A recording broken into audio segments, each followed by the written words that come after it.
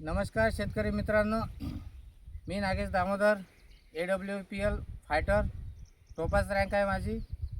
आणि आज आपण डाबकी येथे 3 वर्षापासून जे नियोजन देत आहे काकांना, AWPL वैदिक ॲग्रोचे भोविटा, इक्वारॅली, पीजीपॅर, ॲग्रो 90, तर त्या नियोजन दिल्यामुळे आज पिकाची क्वालिटी पाहू शकता कशी आहे. तर कारण गेल्या 3 वर्षापासून मी पण या शेतातनी असं पीक पाहिलं नाही आणि काका स्वतः करत आहे, त्यांनी पण असं पीक पाहिलेलं नाही आहे. मी तर 10 वर्षापासून नाही पाहिलं. हो 3 वर्ष जाऊ द्या, 10 हो. वर्षापासून.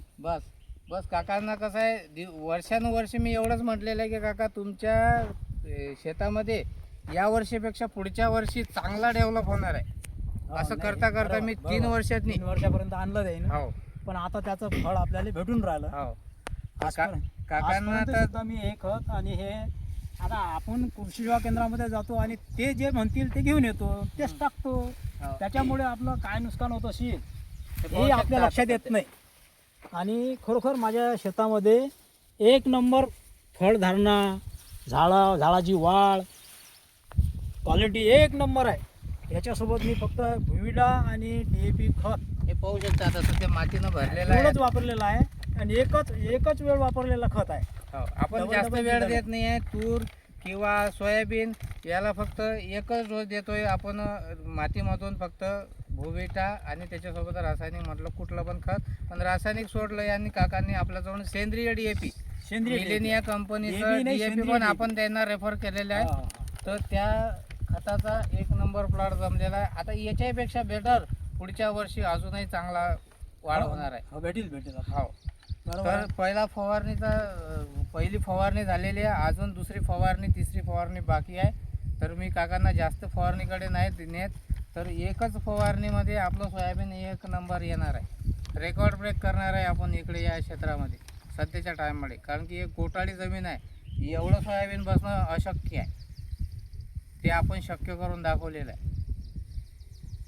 तर प्रत्येक शेतकऱ्यांना माझी एकच इच्छा राहणार आहे की आपल्या AWPL वैदिक ॲग्रोचं खत म्हणजे मायक्रोन्यूटन सोबतच आपण जे नियोजन देतो आहे ॲग्रो 90, पीजीपीआर, इक्वारॅली याची स्प्रे देतो आपण.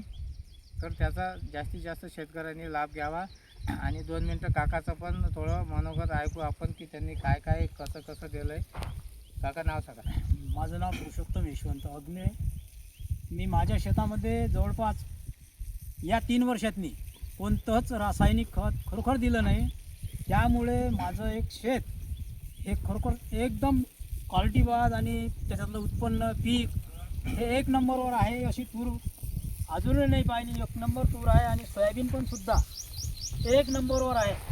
त्याने माल भरपूर, सगळं काही ओके आहे. आणि हे निसर्ग यंदाचा बराबर नसल्यामुळेही एवढं माझं शेत मी माझ्या मनासारखं सांगतो की खूप छान आहे. आणि ते कशामुळे मी यांचं मार्गदर्शन घेतलं.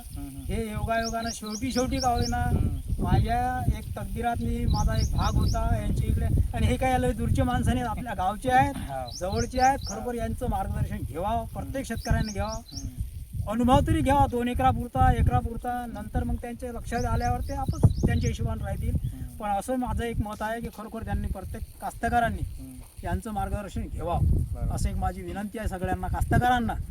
असं एवढं बोलतो आणि मी माझं.